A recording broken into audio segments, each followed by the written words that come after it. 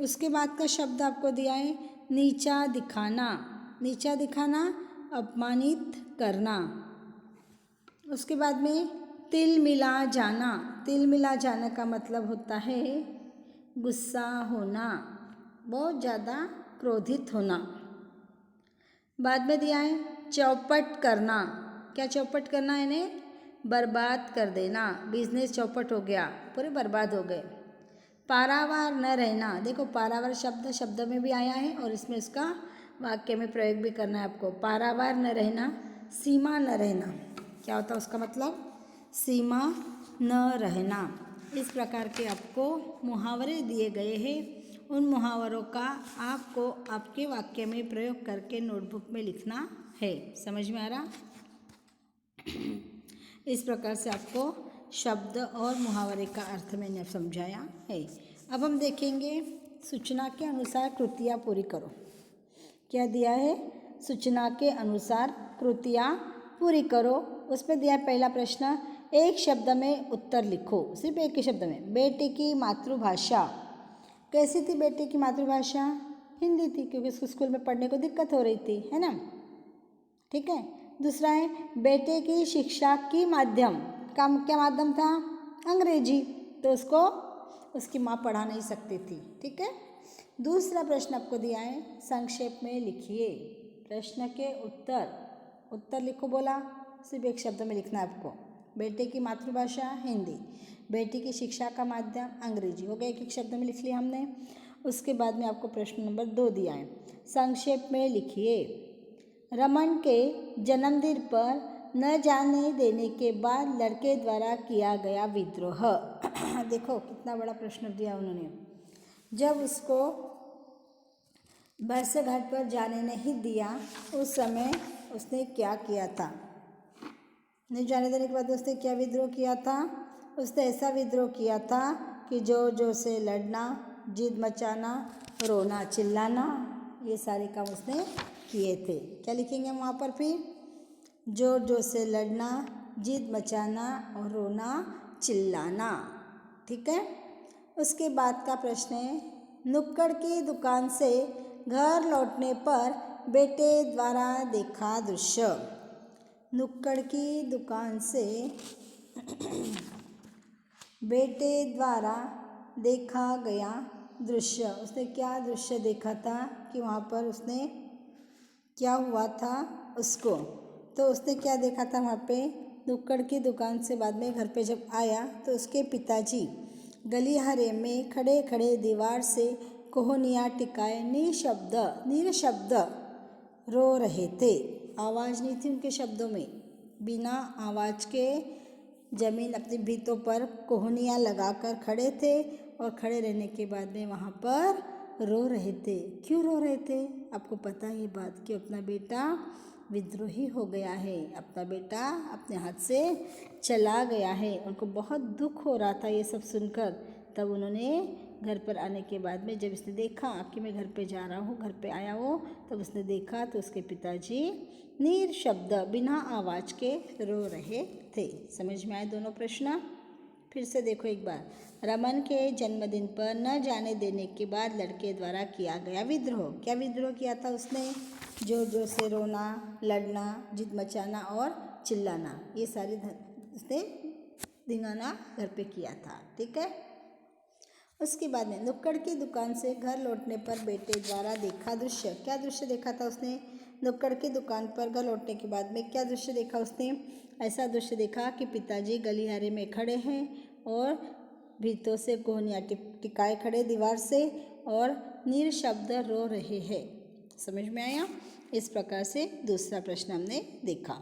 अब आपको दिया है तीसरा प्रश्न, अंग्रेजियत कारण लिखो है आपको। क्या दिया है प्रश्न? कारण लिखो। अंग्रेजियत वाले परिवारों के बच्चों का दबदबा रहता था। अंग्रेजियत वाले बच्चों का दबदबा रहता था। क्या दबदबा रहता था?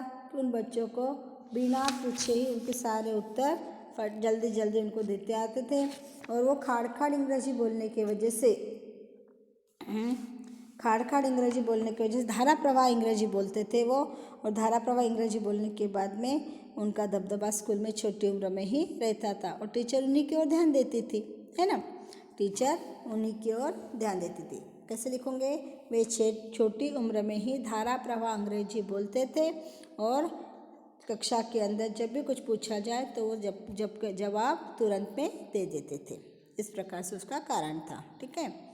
अब दूसरा प्रश्न दिया आपको, पिताजी झल्ला पढ़ते थे। पिताजी झल्ला पढ़ते थे। लेखक जब कभी डोनेशन का या जलसे की आदि के कोई चंदे वगैरह की कोई पर्चियाँ घर पे लेकर जाता था छपी हुई, तो उसके पिताजी झल्ला पढ़ते थे। बराबर है। क्या करते थे लेखक?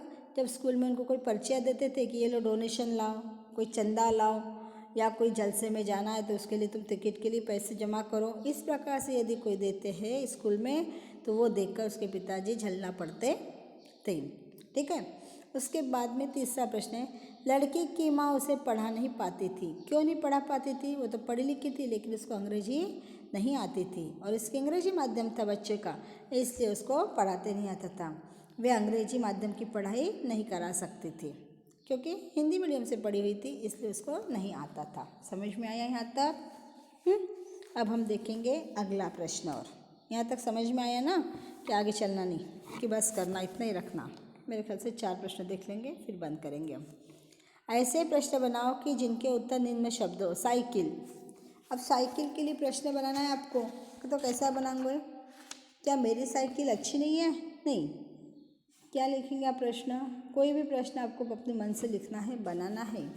तो साइकिल करके प्रश्न आया है तो उस प्रश्न के अंदर साइकिल शब्द आना चाहिए।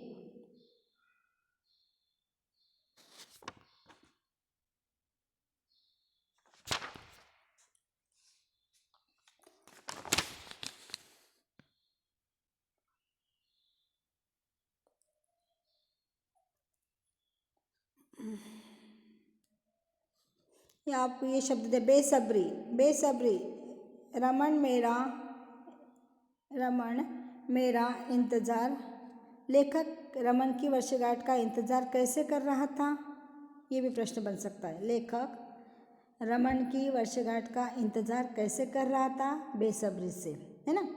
उसके बाद में आप इसका ये बना सकते हैं, दूसरा वाक्य आपको दिया है, प्रश्न दिया है आपको कि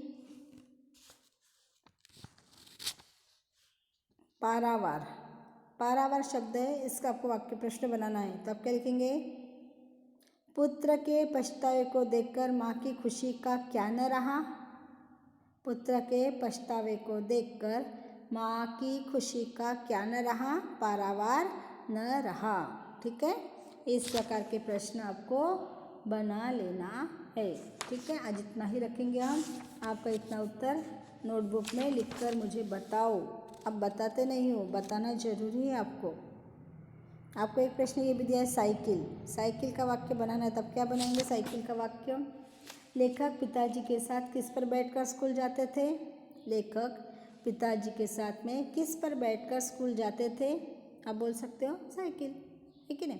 इस प्रकार से प्रश्न बना लेना है, और प्रश्न बनाने के बाद में मुझे यहाँ तक आपको भेज देना है। अब इसमें का 5वां प्रश्न है, लाल परी के जादुई देश की विशेषताएं। तो आपको लिखना है वहाँ पे, ट्राफिया, गुलदस्ते से सज्जा, ढेर के ढेर झूलने, रंग बिरंगे गुब्बारे, प्रेजेंट्स और रिबन्स।